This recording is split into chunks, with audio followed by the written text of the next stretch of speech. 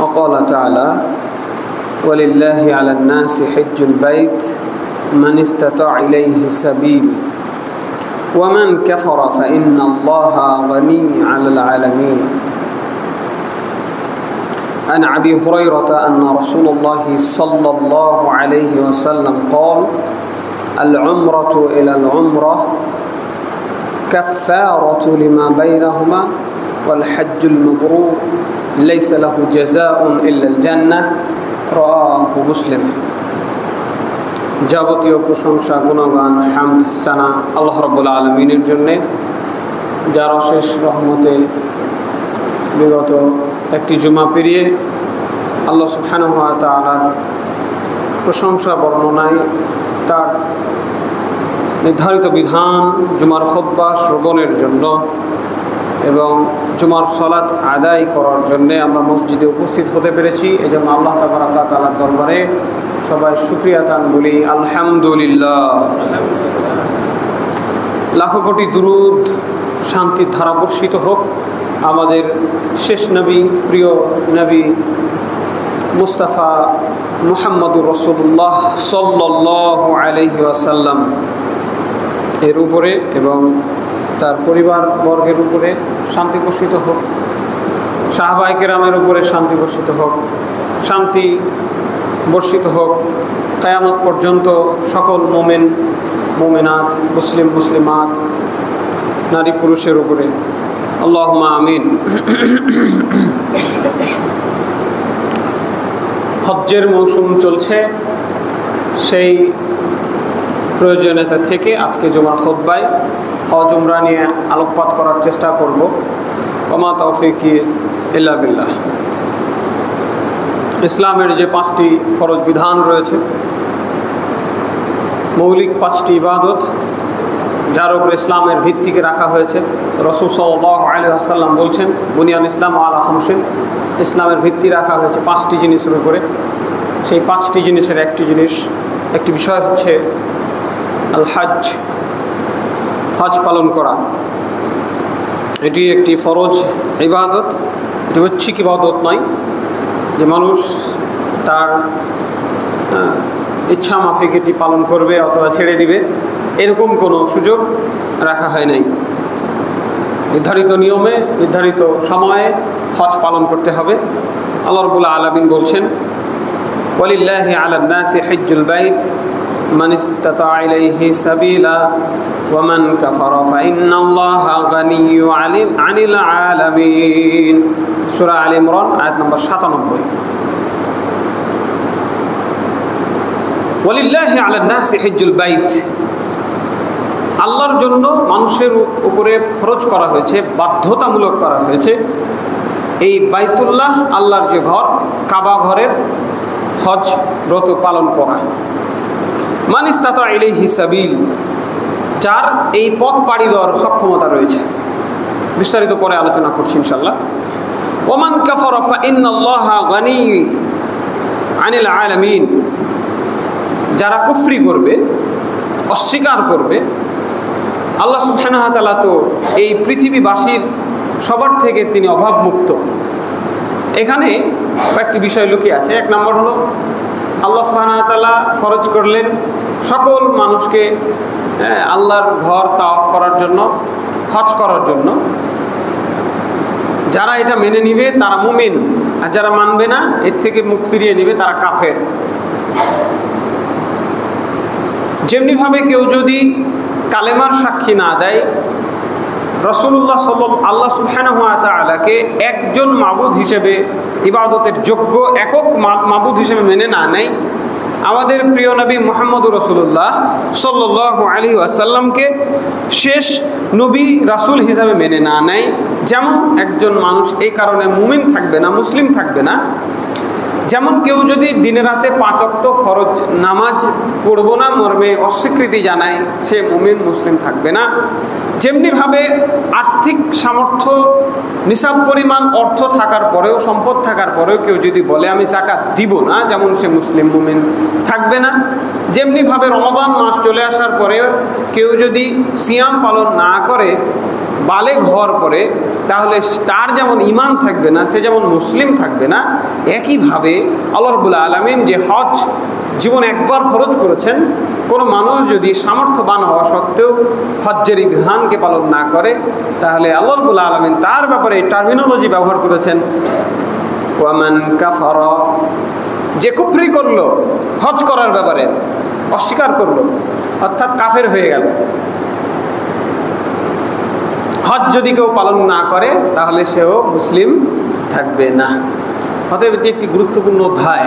এই অধ্যায় নিয়ে আলোচনা করা অত্যন্ত জরুরি এবং প্রতিটি মুসলিমের নর নারী যুবক বৃদ্ধ সবারই এই বিষয়ে জ্ঞান অর্জন করে রাখা জরুরি, ফরজ কাজ। আর যদি আমরা হজ না করি, সামর্থ্য আছে যাব না হজ করতে, তো এইটি কি আল্লাহ রাব্বুল আলামিনের কোনো ক্ষতি আমরা করলাম? না, বরং এই ক্ষতি আমাদের নিজেদের ক্ষতি। আল্লাহ রাব্বুল আলামিন তো এই জগৎবাসী থেকে তিনি মুখাপেক্ষী নন, তিনি অমুখাপেক্ষী। আমাদের কারো কোনো ধন সম্পদ, কোনো শক্তি সামর্থ্য ক্ষমতার প্রয়োজন আল্লাহ সুবহানাহু ওয়া তাআলার নাই। তিনি একটি ফুৎকার দিয়ে, একটি আওয়াজ দিয়ে আমাদের সকলকে ধ্বংস করে দিতে পারেন। নাউজুবিল্লাহি মিন যালিক।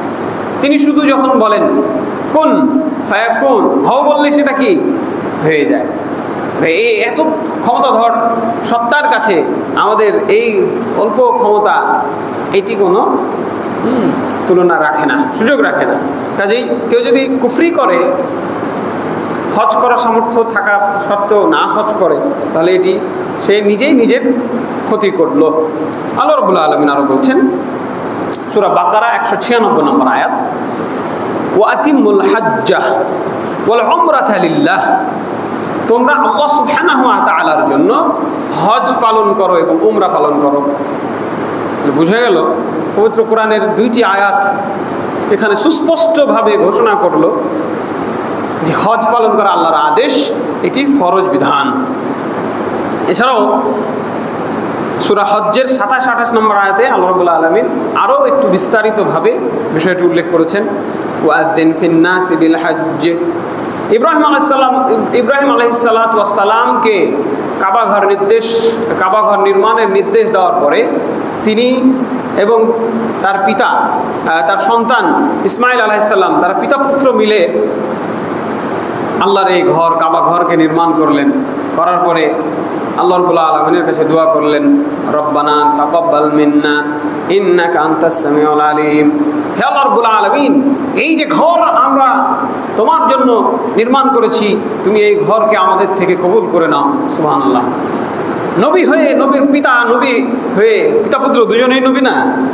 ইব্রাহিম আলাইহিস সালাতু ওয়াস সালাম তিনিও নবী ছিলেন, ইসমাঈল আলাইহিস সালাতু ওয়াস সালাম তিনিও নবী ছিলেন। পিতা পুত্র কাবা ঘর নির্মাণ করে আল্লাহর আদেশে আল্লাহর ঘর নির্মাণ করার পরে আল্লাহর কাছে দোয়া করছেন, রব্বানা তাকাব্বাল মিন্না ইন্নাকা আনতাস সামিউল আলিম ওয়া তুব আলাইনা ইন্নাকা আনতাত তাওয়াবুর রহিম। আমাদের তওবাকে আপনি কবুল করে নেন, আপনি তো তওবা কবুলকারী দয়াময়। আল্লাহু আকবার। আল্লাহর এই নিদর্শন থেকে আমাদের শিক্ষা নেওয়া উচিত। নবীদেরকে মসজিদ বানাতে আদেশ করার পরে, নবীগণ মসজিদ বানানোর পরে আল্লাহর কাছে কত কাকুতি মিনতি করছেন। আজকে আমরা আলহামদুলিল্লাহ এই অত্র অঞ্চলে এটা একটা তো শহর হয়ে যাবে ইনশাল্লাহ ভেরি রিসেন্টলি। এই জায়গায় যে আমরা একটা মসজিদ, আল্লাহর ঘর নির্মাণ করতে পেরেছি, এইটি নবীওয়ালা কাজ নয় কি? এটি নবীওয়ালা কাজ, এটি নবীদের রেখে যাওয়া সুন্নাতি আমল, যা আল্লাহ তাবারাকা তাআলা আমাদের করার তৌফিক দিয়েছেন। এই জন্য আল্লাহর দরবারে আমরা শুকরিয়া জ্ঞাপন করি, সবাই বলি আলহামদুলিল্লাহ। এবং এই মসজিদকে কিভাবে আবাদ করা যায় সেই বিষয়ে আমাদের চিন্তা ভাবনা করা উচিত। এবং নবীরা যেমন আল্লাহর কাছে দোয়া করেছেন, আমাদেরও তেমনি মসজিদ নিয়ে অহংকার বড়াই না করে আল্লাহ রাব্বুল আলামিনের কাছে কবুলিয়াতের দোয়া করতে হবে। আল্লাহ, তুমি এই মসজিদকে, এই ঘরকে তোমার জন্য কবুল করে নাও, আল্লাহুম্মা আমিন। এই ঘরের যত আমল হবে, এই ঘরে যত ইবাদত বন্দিগি হবে, সে সমস্ত ইবাদত বন্দিগি যেন শিরক এবং বিদআত মুক্ত হয়, আল্লাহ তুমি সেটি কবুল করে নাও, আল্লাহুম্মা আমিন। যাবতীয় বিপদ আপদে আল্লাহ রাব্বুল আলামিন যেন আমাদেরকে ধৈর্য ধারণ করার তৌফিক দান করেন, আল্লাহুম্মা আমিন। এভাবে আল্লাহর কাছে দোয়া করতে হবে। এরপরে আল্লাহ রাব্বুল আলামিন এমন কবুল করলেন মসজিদুল হারামকে এমনভাবে তিনি কবুল করে নিলেন যে এই মসজিদুল হারামে আল্লাহ রাব্বুল আলামিন হজ্জের বিধান নাজিল করে দিলেন। বলুন সুবহানাল্লাহ। ইব্রাহিম আলাইহিস সালাতু ওয়াস সালামকে ঘোষণা দিয়ে আল্লাহ রাব্বুল আলামিন বললেন, ওয়াআযযিন ফিন নাসি বিল হজ্জি, আজান দিয়ে দেন, আপনি মানুষের মধ্যে ঘোষণা করে দেন হজ করার জন্য। পৃথিবীতে যে যেখানে আছে সবার কাছে ঘোষণা পাঠিয়ে দেওয়ার জন্য আল্লাহ রাব্বুল আলামিন আদেশ করলেন, ইয়াতুকা রিজালান ওয়া আলা কুল্লি দামিরিন ইয়াতিনা মিন কুল্লি ফাজ্জিন আমিক, যাতে করে মানুষ পায়ে হেঁটে হজ্জে আসে এবং বাহনে চড়ে হজ্জে আসে। এখান থেকে বোঝা যাচ্ছে কাছের আশপাশের মানুষকেও হজ করতে হবে। পৃথিবীর কোনায় কোনায় প্রান্তরে, পথে প্রান্তরে, যে কোনো কর্নারে যেখানে মানুষ আছে, যার কাছে এই বিধান, এই সূরা হজ্জের 27-28 নম্বর আয়াত পৌঁছে যাবে, তার জন্য সেখান থেকে হজ্জে আসা, ছুটে আসা তার জন্য কর্তব্য হয়ে যায়। আল্লাহ রাব্বুল আলামিন নাস বলেছেন, সবাইকে আল্লাহর ঘর প্রদর্শন করার জন্য যাওয়ার আদেশ আল্লাহ রাব্বুল আলামিন করে দিয়েছেন।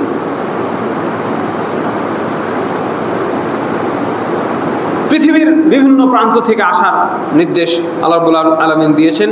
এই জন্য ওই কাবা ঘরের পাশে যার বাড়ি তাকেও যেমন হজ করতে হবে, সেই দূর দূরান্তে আমেরিকা, চীন, জাপান, সাগরের মধ্যে সেই মালদ্বীপ, সবাইকেই খবর পাওয়া মাত্র জীবনে একবার হজ করার জন্য যেতে হবে।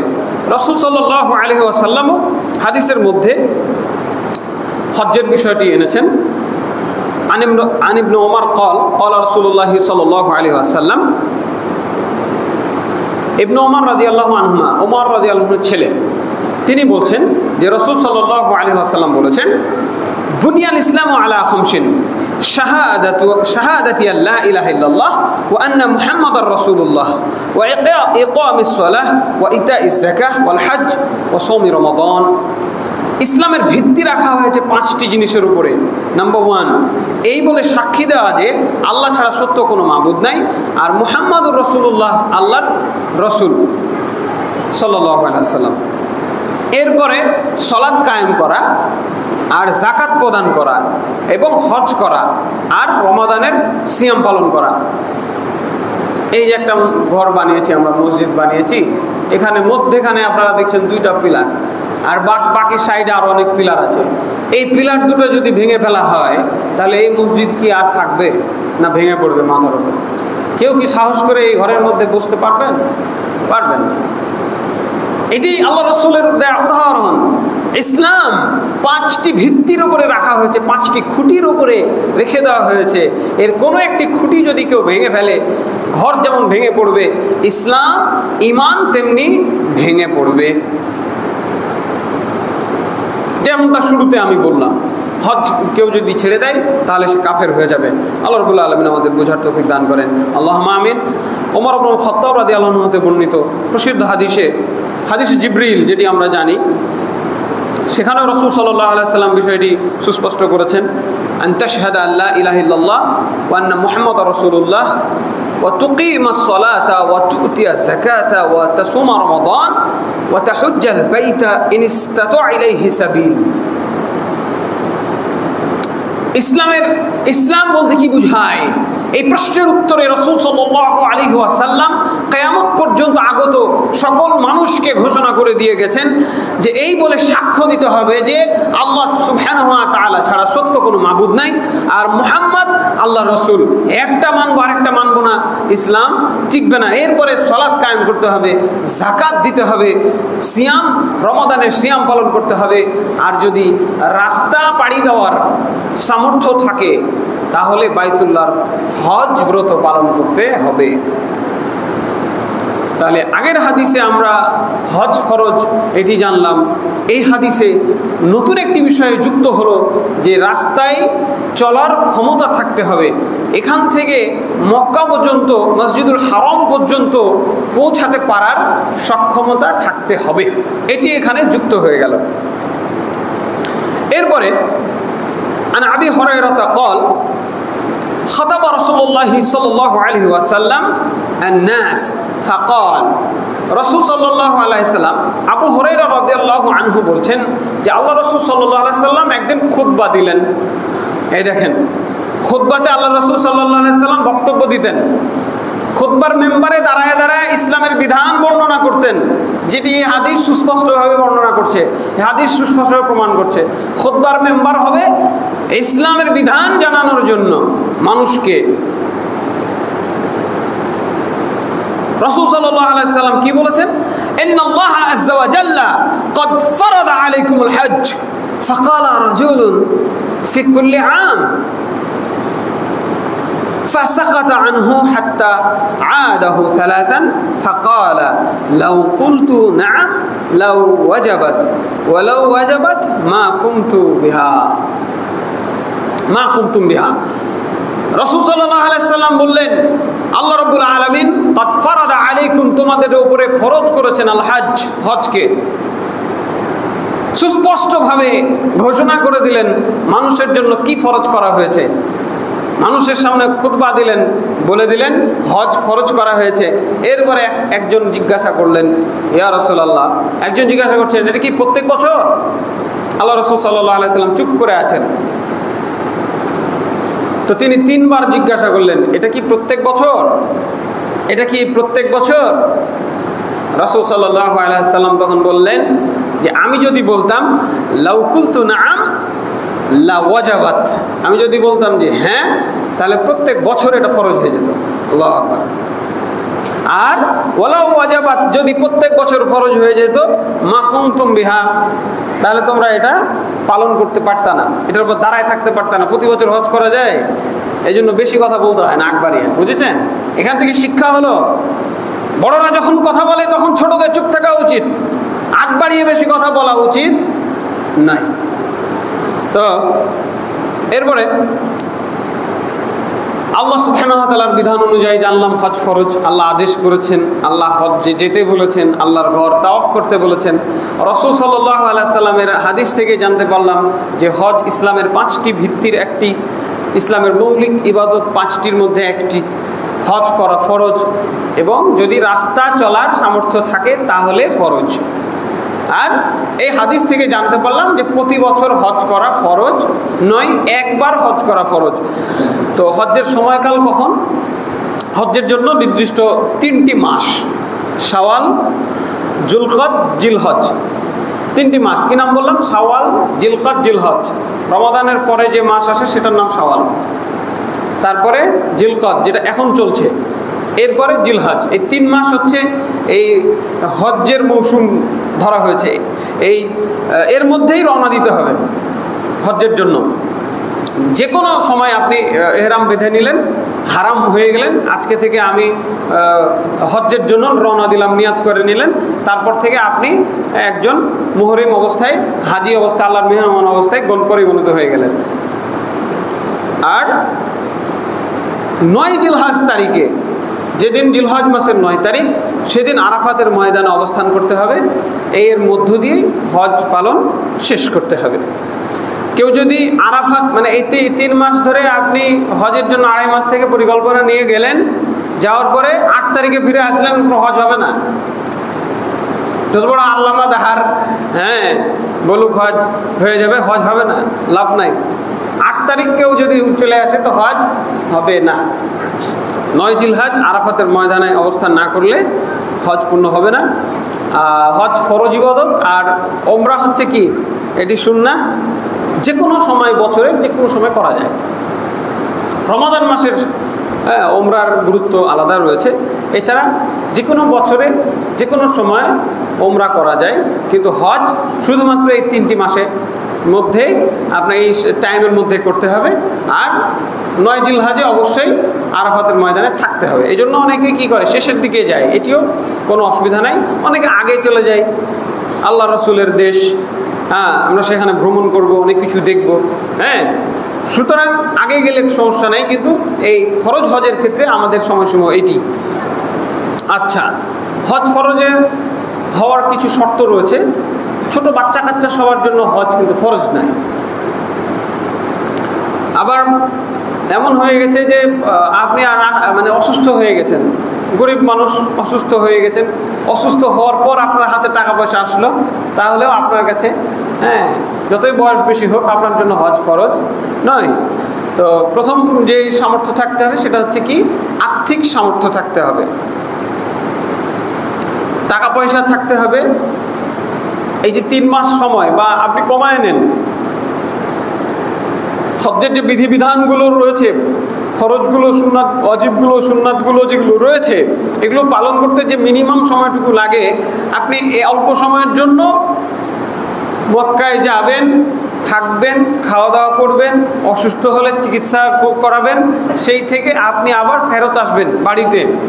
এই টোটাল সময়টা মিলায় আপনার যে খরচ হবে, ভিসা, পাসপোর্ট, ফ্লাইট সব কিছু মিলায়, যাওয়ার প্লেন ভাড়া, আসার প্লেন ভাড়া, আমরা যেহেতু বাংলাদেশে আছি, বাংলাদেশ থেকে হিসাব করছি, সব কিছু মিলায় যে টাকাটা আপনি, যে সংখ্যাটা আপনি জানবেন, সেই সংখ্যা যদি আপনার থাকে এবং ওই সময়টুকুতে আপনার পরিবার চালানোর মতো ক্ষমতা, আর্থিক সক্ষমতা যদি থাকে, তাহলে আপনার জন্য হজ ফরজ। এরপরে শারীরিক সামর্থ্য যেটি বললাম, আপনি যদি অসুস্থ হন, রাস্তা চলতে না পারেন, তাহলে হজ হবে না, হজ ফরজ হবে না।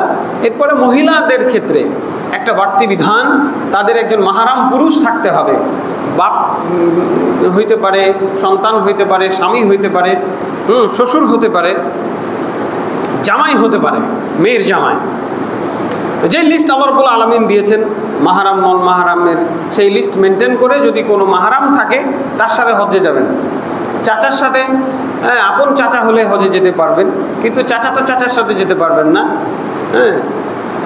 আপনার যারা চাচাতো ভাই রয়েছে তার সাথে হজে যেতে পারবেন না।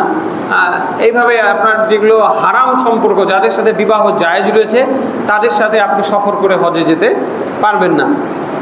আর বয়সের ক্ষেত্রে যেটি প্রাপ্তবয়স্ক আমরা বুঝি যে বিধান, সালাতের বিধান যখন শুরু হয়, এর আগে কোনো বাচ্চা যদি হজ করতে চায়, তার তো চাওয়ার কিছু নাই, তার পিতামাতা মনে করলো আমার বাচ্চাটাকে নিয়ে যাব হজ্জে, এতে কোনো অসুবিধা নাই, যেতে পারে, তবে তার হজ হবে না, তার হজ্জের নাকি তার পিতার হয়ে যাবে। ওই বাচ্চা যখন বালেগ হবে তখন তাকে আবার হজ করতে হবে। কাজেই ফরজ হজ্জের এটি একটি শর্ত যে প্রাপ্তবয়স্ক হতে হবে। এরপরে স্বাধীন হতে হবে।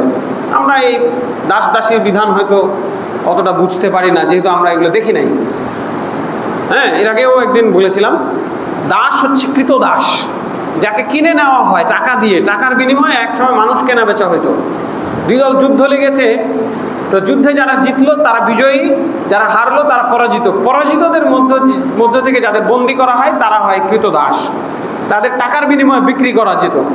তাদের কোনো স্বাধীন ইচ্ছা ছিল না, তাকে যে মালিক কিনে নিয়েছে সে যেভাবে বলবে সে সেভাবে চলবে, এই জন্য তাকেও বলা হয় আব্দুন, দাস।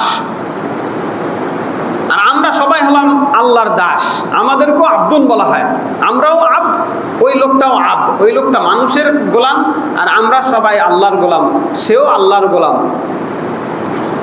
তো এই বিধানে সে যদি দাস হয় তাহলে তার উপরে হজ ফরজ নয়। তার মালিক যদি তাকে হজ করায় তাহলে সেটি তার জন্য নফল হবে, নেকি হবে, তবে এটি ফরজ আদায় হবে না। সে যদি কখনো স্বাধীন হয়ে যায় তাহলে তাকে আবার হজ করতে হবে। আর জীবনে একবার হজ করা ফরজ, বারবার হজ করা ফরজ নয়। আপনি একটা হজ করবেন, একটা হজের সাথে একটা উমরা করবেন। কথা বোঝা গেল? আল্লাহ রাব্বুল আলামিন বলেছেন, ওয়া আতিমুল হজ্জ ওয়াল উমরাতা লিল্লাহ, তোমরা আল্লাহর জন্য একবার হজ করবে, একটা উমরা করবে। কাজে একবার হজ করা, একটা উমরা করা, এতটুকু আপনার জন্য জরুরি। এর বাইরে যে লোক দেখানো অথবা অর্থ অপচয় করার জন্য, ঘুরতে যাওয়ার জন্য বারবার হজ করছেন, এটি জরুরি নয় এবং এটি উচিত নয়। বারবার হজ করার দরকার নেই, উচিত নয়। বাড়ির পাশে আপনার আত্মীয় স্বজন না খেয়ে আছে, এই টাকাটা তার পেছনে খরচ করেন, এটা অনুকূল উপকার হবে, সেই মানুষটার উপকার হবে। কাজেই একবার হজ করতে হবে, এটি হলো বিষয়। যেখানে আমরা রাসূল সাল্লাল্লাহু আলাইহি সাল্লামের হাদিস থেকেও বুঝলাম যে হজ কি প্রতি বছর করতে হবে ফরজ? তিনি চুপ থাকলেন এবং বললেন, যদি বলতাম যে হ্যাঁ, তাহলে প্রতি বছর হজ ফরজ হয়ে যেত। যেহেতু তিনি বলেন নেই, সেহেতু হজ একবারই ফরজ। এরপরে হজ্জে গেলে আমরা যে তালবিয়া পড়ে থাকি, এই তালবিয়া থেকে আমাদের কিছু শিক্ষণীয় রয়েছে। লব্বাইক আল্লাহুম্মা লব্বাইক, লব্বাইক লা শারীকা লাক লব্বাইক, ইন্নাল হামদা ওয়ান নি'মাতা লাকা ওয়াল মুলক লা শারীকা লাক। টাকা পয়সা হয়েছে, হজ্জে চলে গেলেন, কিন্তু কেন হজ্জে গেলাম, কি তত্ত্ব রয়েছে এর মধ্যে, কি উপকারিতা রয়েছে সেটা বুঝলাম না, তাহলে কি হইল? এখানে যে রব্বুল আলামিনের সৃষ্টি পরিকল্পনা লুকিয়ে রয়েছে, এটি আমাদেরকে বুঝতে পারতে হবে। লব্বাইক লা শারীকা লাক লব্বাইক, এক কাপড়ে, সাদা কাপড়ে, যে কাপড় কাফনের কাপড় মনে করতে পারি আমরা, কি ধনী, কি রাজা, কি বাদশা, কি কোটিপতি, কি রাস্তার ফকির, কি ক্ষমতাধর, কি ক্ষমতাহীন, সবাই এক কাপড়ে এক পথে, মেঠো পথে হাঁটছেন আর বলছেন লব্বাইক আল্লাহুম্মা লব্বাইক, হাজির হয়ে গেছি হে আমার প্রতিপালক, আমি হাজির হয়ে গেছি। ডানে বামে তাকানোর কোনো সুযোগ নাই, কে আছে কে নাই, নারী পুরুষ একাকার হয়ে ভিড় জমিয়ে একসাথে রাস্তা দিয়ে হাঁটবেন, এমন একটি বিধান হচ্ছে হজ। নারী পুরুষ একাকার হয়ে যে রাস্তা ধরে চলছেন আর ঘোষণা দিচ্ছেন লব্বাইক আল্লাহুম্মা লব্বাইক। পৃথিবীকে ভুলে গেছেন, আজকে আপনি আল্লাহর দরবারে হাজির হয়েছেন সাদা কাপড় পরে, কাফন পরে, নিজের কর্তৃত্ব ভুলে গিয়ে আল্লাহ রাব্বুল আলামিনকে খুশি করার জন্য, আল্লাহ গো, মাবুদ গো, হাজির হয়ে গেছি তোমার সামনে, আজকে আমি লব্বাইক আল্লাহুম্মা লব্বাইক লা শারীকা লাক লব্বাইক, তুমি ছাড়া আর কোনো শরীক নাই, তোমার কাছে আমি হাজির হয়েছি। পৃথিবীর সমস্ত ক্ষমতাধরকে পায়ের তলে পিষ্ট করে শুধুমাত্র তোমার ভয়ে, তোমাকে খুশি করার জন্য তোমার বাড়িতে, এই তোমার ঘরের মধ্যে আমি উপস্থিতি হাজিরা দিতে এসেছি। আল্লাহু আকবার। লা শারীকা লাক লব্বাইক, কোনো শরীক নাই। ইন্নাল হামদা, সব প্রশংসা শুধুমাত্র তোমার। ওয়ান নি'মাতা লাক, যত নিয়ামত রাজি হয়েছে ঘোষণা করছি সব তোমার। আজকে আপনি স্বাধীন মন মানসিকতা থেকে আল্লাহর ঘরের সামনে এসে চিৎকার করবেন লব্বাইক আল্লাহুম্মা লব্বাইক লা শারীকা লাক লব্বাইক ইন্নাল হামদা ওয়ান নি'মাতা লাকা ওয়াল মুলক, চিৎকার করতে থাকবেন। মানুষ পাগল বলবে, পাগল হয়ে যাবেন আজকে। এই ঘোষণা যতক্ষণ শক্তিতে কুলায় আপনি এই ঘোষণা করতে থাকবেন লব্বাইক আল্লাহুম্মা লব্বাইক। কথা বুঝলেন? কারণ সাহাবায়ে কেরামকে পিটানো হয়েছিল, বালুর উপরে, উত্তপ্ত বালুর উপরে শুইয়ে রেখে বুকের উপরে পাথর চাপা দেওয়া হয়েছিল, শুধুমাত্র লব্বাইক বলার, লা শারীকা লাক বলার কারণে, আল্লাহ ছাড়া কোনো সত্য মাবুদ নাই, আহাদুন আহাদ বলার কারণে তাদেরকে এইভাবে নির্যাতন করা হয়েছিল। হজ্জের বিধান যখন চলে আসলো, কিসের আবু জেহেল, আবু লাহাব আর তার বংশধর, কাউকে চিনি না, কাউকে মানি না, সবাই মিলে উচ্চ আওয়াজে ঘোষণা দিতে দিতে যাবেন লব্বাইক আল্লাহুম্মা লব্বাইক লা শারীকা লাক লব্বাইক ইন্নাল হামদা ওয়ান নি'মাতা লাক লা শারীকা লাক, কোনো শরীক নাই। ঠিক আছে, এই হলো তাওহীদের তালবিয়া। এই তালবিয়া পাঠ করেন যারা হাজী সাহেব আছেন, হজ করে আসছেন, তালবিয়া পাঠ করেছেন, কিছুই যদি না বুঝে থাকেন তাহলে হজ করে কোনো লাভ হয় নাই। লা শারীকা লাক, কোনো শরীক নাই। আজকে আমরা সবাই গোলামি করি, আল্লাহ বাদ দিয়ে টাকার গোলামি করি, মানুষের গোলামি করি। আল্লাহ ছাড়া কারো গোলামি করা যাবে না, ঘোষণা এখানে করে আসলাম, আর এখানে আবার দেশে ফিরে এসে মানুষের গোলামি করলাম, তাহলে হজ কোনো কাজ লাগলো? লাগবে না। এই তালবিয়া পাঠ অনেকে বুঝেই না, আজকে বুঝাই দিলাম, হয়তো আলহামদুলিল্লাহ অনেকের মাথায় ঢুকলো নাকি? লব্বাইক আল্লাহুম্মা লব্বাইক লা শারীকা লাক লব্বাইক, এই তালবিয়া আজকে মনে হয় কিছুটা ঢুকলো মাথায়। কি বললাম, কি বলবো? অনেকে আছেন যারা এই তালবিয়ার অর্থ বুঝেন না। এই নিরর্থক তালবিয়াতে আপনার আমার কোনো কাজে আসবে না। এই তালবিয়া মক্কার মুশরিকরাও, মূর্তি পূজারীরাও এই তালবিয়া পাঠ করত, জানেন না আপনারা? আল্লাহ রাসূল সাল্লাল্লাহু আলাইহি সাল্লাম তাদেরকে দেখছেন, তারা হজে আসছে, মুশরিক, পাক্কা মুশরিক, মূর্তি পূজা করে, লাত মানাত উজ্জা হওয়াল সবার পূজা করে, আল্লাহর ইবাদত করে। তারা মনে করে আল্লাহ হলো সব থেকে বড় দেবতা, নাউজুবিল্লাহ। আল্লাহ হলো সব থেকে বড় দেবতা, আর এগুলো হলো ছোট ছোট দেবতা, নাউজুবিল্লাহ। আল্লাহ সব থেকে বড় মাবুদ, তিনি একক মাবুদ। এটা হচ্ছে তাওহীদি কালেমা, এটা হচ্ছে তাওহীদি বিশ্বাস। আল্লাহই বড়, আল্লাহই একক, আল্লাহর নিচে আর কোনো মাবুদ নাই। আল্লাহর সমকক্ষ, আল্লাহর সমপর্যায়ের কোনো মাবুদ নাই। সব কিছু আল্লাহর নিচে, তিনি হচ্ছেন সর্বোচ্চ। আমরা বলি না নামাজের মধ্যে সুবহানা রাব্বিয়াল আলা, সুবহানা রাব্বিয়াল আলা মানে কি?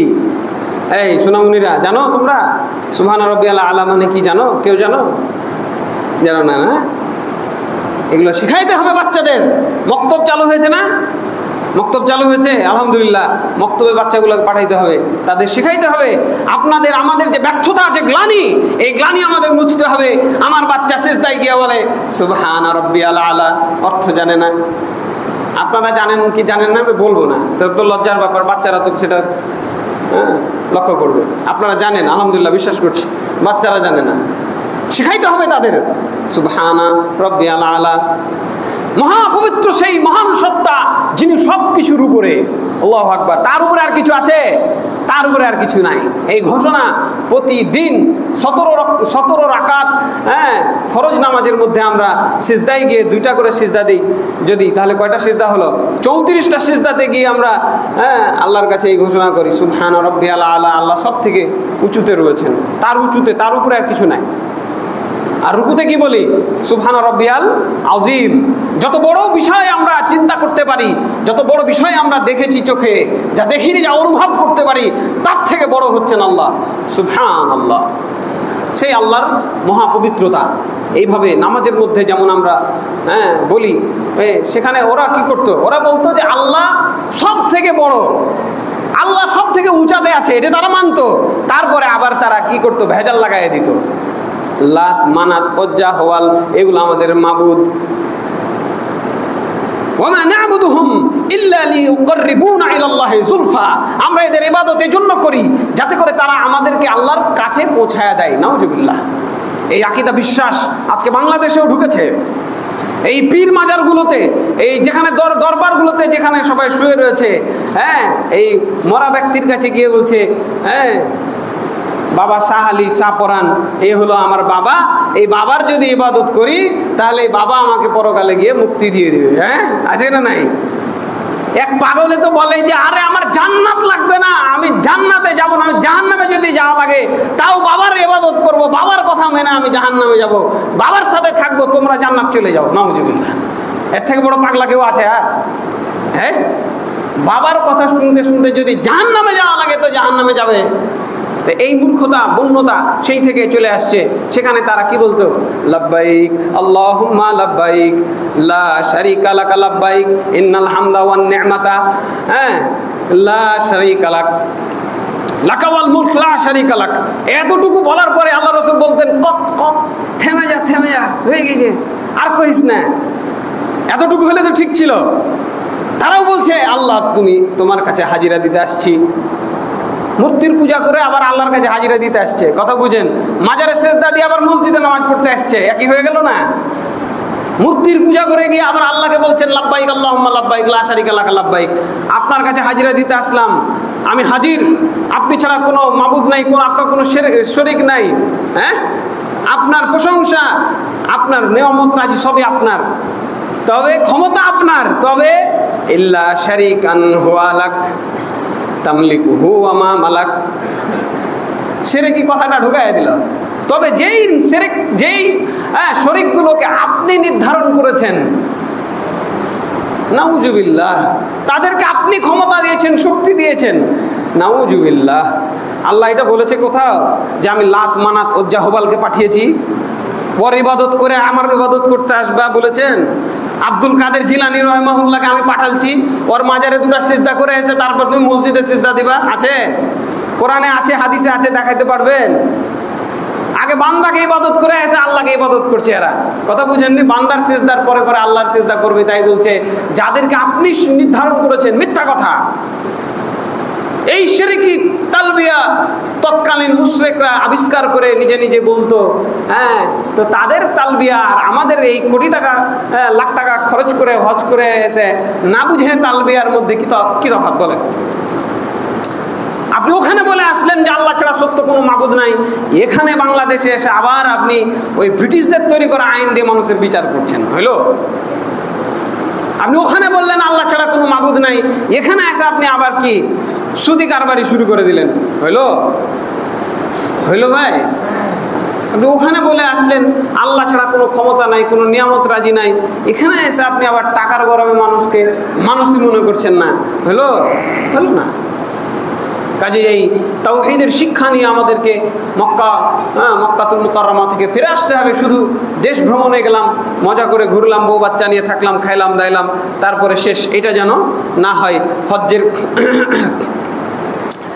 কাবা ঘরের চারপাশে টাকা পয়সা করে খরচ করে ঘুরে আসলাম, হজ্জের শিক্ষা আমি জীবনে গ্রহণ করতে পারলাম না।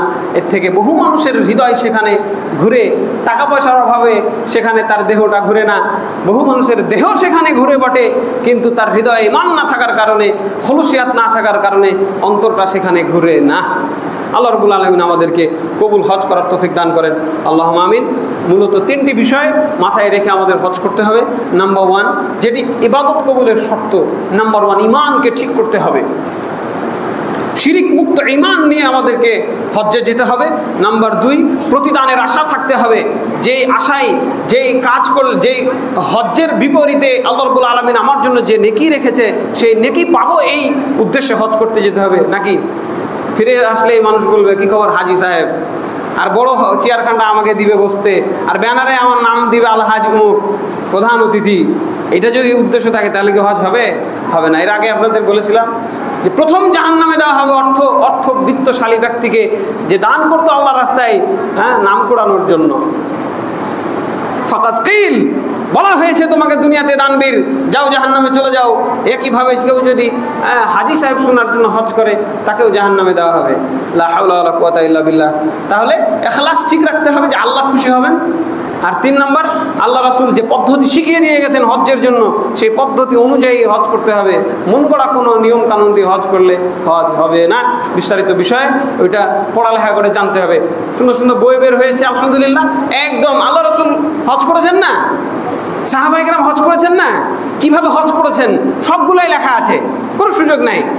সরিষা ঢুকানোর সুযোগ আল্লাহ রাব্বুল আলামিন রাখেন নাই। কিভাবে হজ আল্লাহ রাসূল করেছেন সাল্লাল্লাহু আলাইহি সাল্লাম, তার সাহাবীরা করেছেন, সব লেখা আছে। ওইটা খুঁজে নিয়ে নিজ তাগিদে, অন্য কেউ আমাকে বলে দিবে এর অপেক্ষা না করে নিজ তাগিদে খুঁজে নিয়ে আমাদেরকে সেভাবে হজ করতে হবে। সম্মানিত মুসল্লিবৃন্দ, হজ হচ্ছে তাওহীদের শিক্ষা। আমাদেরকে আল্লাহর দাসত্বে সমগ্র মুসলিম বাহিনী একত্রিত হয়ে যেইভাবে ঘোষণা করতে করতে আর ফিরবো না, আল্লাহর রাস্তায় জীবন দিয়ে দিব, জীবন চলে গেলেও সবাই আমরা সমান হয়ে এক হয়ে আল্লাহর ইবাদতে মগ্ন হব, এই শিক্ষা নিয়ে আমাদেরকে হজ থেকে ফিরে আসতে হবে। ধনী গরিবের ভেদাভেদ ভুলে গিয়ে আমাদেরকে পরস্পর ভাই ভাই হিসেবে জীবনযাপন করতে হবে। আরাফাতের ময়দানে সমবেত হয়ে সেখানে নারী পুরুষ কি একটা অবস্থা, যে সুন্দর সামাজিক শিক্ষা আমরা সেখানে গিয়ে লাভ করি।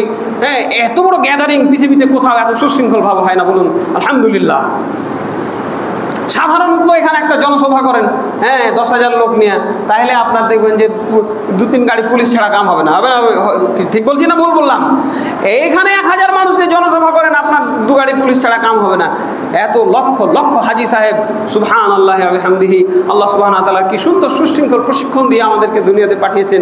সেই আরাফাতের ময়দান থেকে নিজের জন্য, নিজের পিতামাতার জন্য, আত্মীয়স্বজনের জন্য আমরা যেন দোয়া করতে পারি। সেই দোয়া আল্লাহ অবশ্যই কবুল করবেন ইনশাআল্লাহ। আল্লাহ যেন আমাদের সেই তৌফিক দান করেন, আল্লাহুম্মা আমিন। হজ্জের ফজিলত বলে শেষ করব। সব থেকে বড় ফজিলত হচ্ছে রাসূল সাল্লাল্লাহু আলাইহি ওয়াসাল্লাম বলেছেন, আন আবি হুরায়রা আন্না রাসূলুল্লাহ সাল্লাল্লাহু আলাইহি ওয়াসাল্লাম قال العمرة على العمرة كفارة لما بينهما والحج المبرور ليس له جزاء إلا الجنة। একটা উমরা থেকে আরেকটা উমরা, কেউ যদি 2টা উমরা করে, এক উমরা থেকে আরেক উমরার মধ্যবর্তী যত পাপ রয়েছে আল্লাহ রাব্বুল আলামিন সব ক্ষমা করে দিবেন, বলুন সুবহানাল্লাহ। আর একবার যে হজ করবে, সেই হজ যদি আল্লাহর কাছে কবুল হয়ে যায়, এর প্রতিদান জান্নাত ছাড়া আর কিছুই নাই, বলুন আলহামদুলিল্লাহ। যদি হজ কবুল হয়ে যায়, বিনিময়ে কি বললেন? লাইসা লাহু জাযাউন ইল্লাল জান্নাহ, জান্নাত ছাড়া ভিন্ন আর কোনো প্রতিদান নাই। এটি হচ্ছে হজ্জের সবথেকে বড় গুরুত্ব এবং ফজিলত।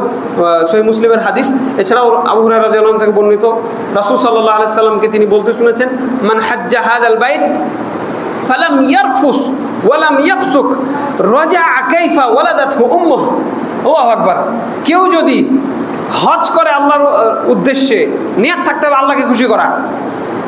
কেউ যদি হজ করে, এরপর যদি কোনো কটু কথা না বলে,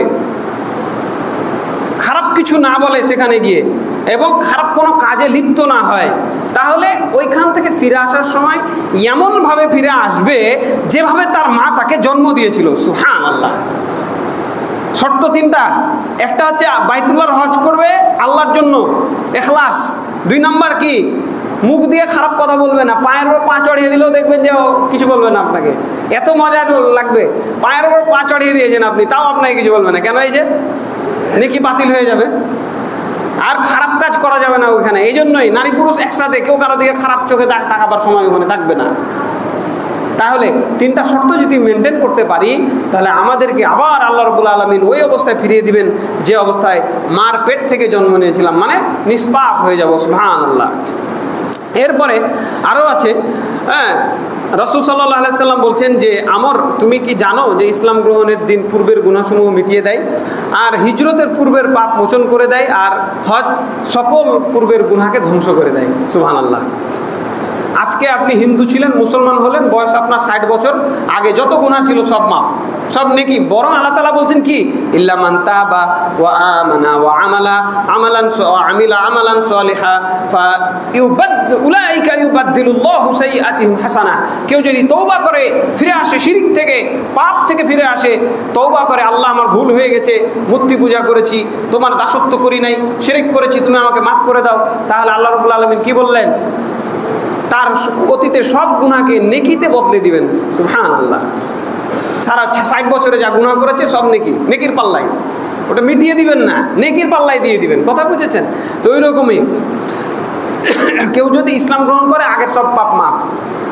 কেউ যদি হিজরত করে যায় আল্লাহর খুশির জন্য মক্কা থেকে মদিনায়, এটা তখনকার কথা, যদিও আজও যদি এরকম পরিবেশ তৈরি হয়, যেমন মায়ানমারে হয়েছে, যেমন ফিলিস্তিনে হয়েছে, আল্লাহ তাদের লাঞ্ছিত করুক, শত্রুদেরকে ধ্বংস করে দিক, আল্লাহুম্মা আমিন।